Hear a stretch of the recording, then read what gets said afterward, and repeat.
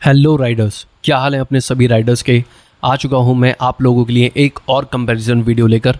आज की इस वीडियो में हम लोग बात करने वाले हैं रॉयल एनफील्ड इंटरसेप्टर 650 और हिमालयन 450 के बारे में।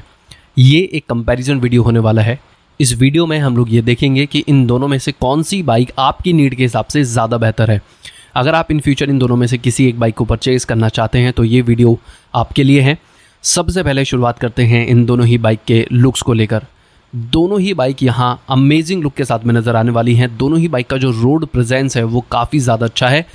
यहाँ अगर हम लोग हिमालयन 450 को लेकर बात करें तो हिमालयन 450 आपको एक प्रॉपर एडवेंचर मशीन नज़र आने वाली है। एक बिग बाइक वाला जो लुक है वो हिमालयन 450 प्रोवाइड करती है एंड साथ ही एकदम फ्रेश लुकिंग मॉडल है रॉयल एनफील्ड की तरफ से। वहीं अगर बात की जाए इंटरसेप्टर 650 को लेकर तो यहाँ आपको एक प्रॉपर रेट्रो क्रूज़र मशीन नज़र आने वाली है। बाइक का जो डिज़ाइन है वो काफ़ी ज़्यादा ग्रेसफुल है एंड काफ़ी कॉम्पैक्ट मशीन नज़र आती है अगर हम लोग देखते हैं 650 सेगमेंट के हिसाब से। अगर यहाँ लुक में किसी एक बाइक को चूज़ करना हो तो ये एक मुश्किल काम है। वैसे भी जो लुक्स हैं वो सब्जेक्टिव होते हैं, ये डिपेंड करता है पर्सन टू पर्सन कि किसको कौन सी बाइक ज़्यादा पसंद आने वाली है। आप कमेंट सेक्शन में ये बता सकते हैं कि आपको इन दोनों ही बाइक में से लुक किसका ज़्यादा बेहतर लगता है।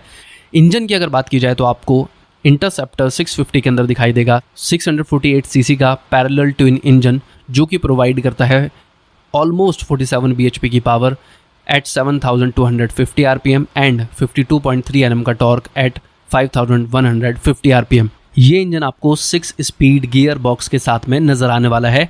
वहीं हिमालयन 450 के अंदर आपको दिखाई देगा 452 सीसी का single cylinder liquid cooled engine जो कि प्रोड्यूस करता है 40 PS की power at 8000 rpm and 40 Nm का टॉर्क एट 5500 rpm।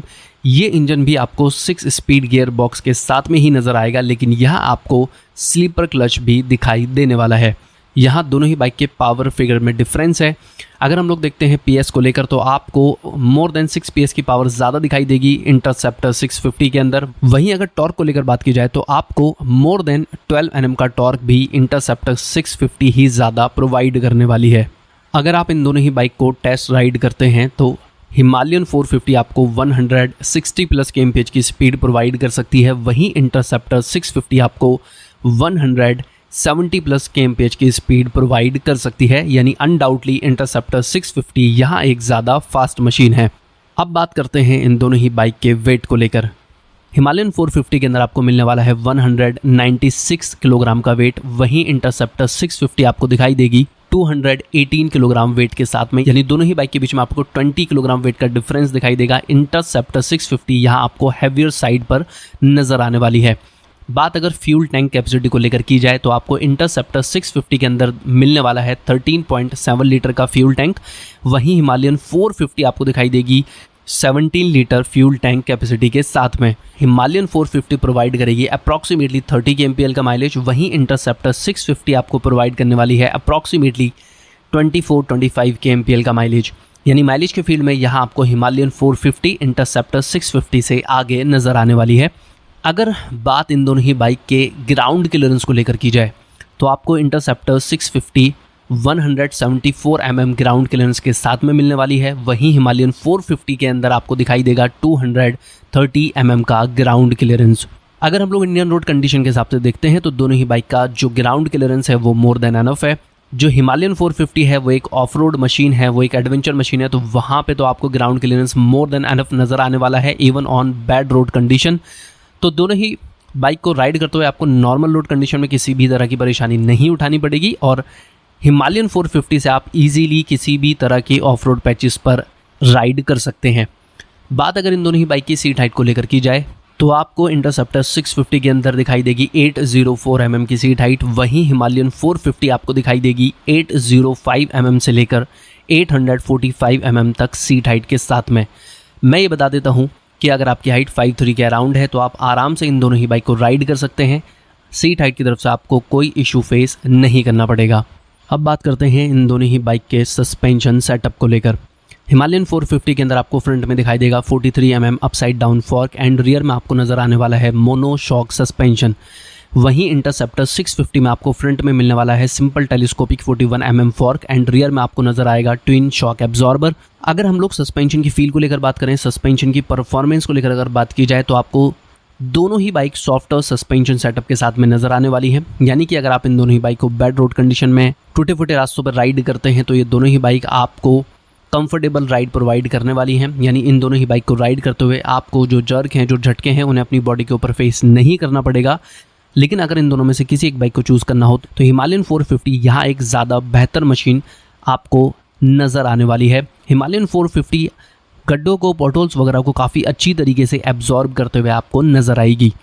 अब बात करते हैं इन दोनों ही बाइक के ब्रेकिंग सेटअप को लेकर। दोनों ही बाइक आपको डुअल चैनल ABS के साथ में नज़र आने वाली हैं। बात अगर ब्रेक साइज़ को लेकर की जाए तो इंटरसेप्टर 650 में आपको फ्रंट में दिखाई देगा 320 mm का डिस्क ब्रेक एंड रियर में आपको मिलने वाला है 240 mm का डिस्क ब्रेक। वहीं हिमालयन 450 में आपको फ्रंट में दिखाई देगा 320 mm का डिस्क ब्रेक एंड रियर में आपको नज़र आने वाला है 270 mm का डिस्क ब्रेक। एंड हिमालयन 450 का जो रियर ABS है वो स्विचेबल है, यानी आप उसे अपनी नीड के हिसाब से ऑन एंड ऑफ कर सकते हैं।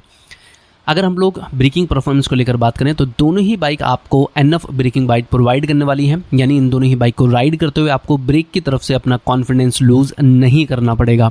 अब बात करते हैं इन दोनों ही बाइक के टायर्स को लेकर। दोनों ही बाइक आपको सिंपल ट्यूब टायर के साथ में नजर आने वाली है। इंटरसेप्टर 650 के कुछ एक वेरिएंट के अंदर आपको एलॉय व्हील दिखाई देंगे जहां आपको ट्यूबलेस टायर मिल सकते हैं।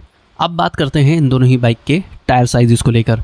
इंटरसेप्टर 650 में आपको फ्रंट में दिखाई देगा 100/90 का 18 इंच का टायर एंड रियर में आपको नजर आने वाला है 130/70 का 18 इंच का टायर। वहीं हिमालयन 450 में आपको फ्रंट में दिखाई देगा 90/90 का 21 इंच का टायर एंड रियर में आपको नजर आने वाला है 140/80 का 17 इंच का टायर। अब बात करते हैं इन दोनों ही बाइक के प्राइजेस को लेकर। हिमालयन 450 के लिए आपको पे करने होंगे 2.85 लाख रुपीज़ से लेकर 2.98 लाख रुपीज़। वहीं इंटरसेप्टर 650 के लिए आपको पे करने होंगे 3.03 लाख रुपीज़ से लेकर 3.31 लाख रुपीज़। यहाँ जितने भी प्राइजेस मैंने बताए हैं ये एक्स शोरूम बताए हैं एंड राउंड फिगर में बताए हैं।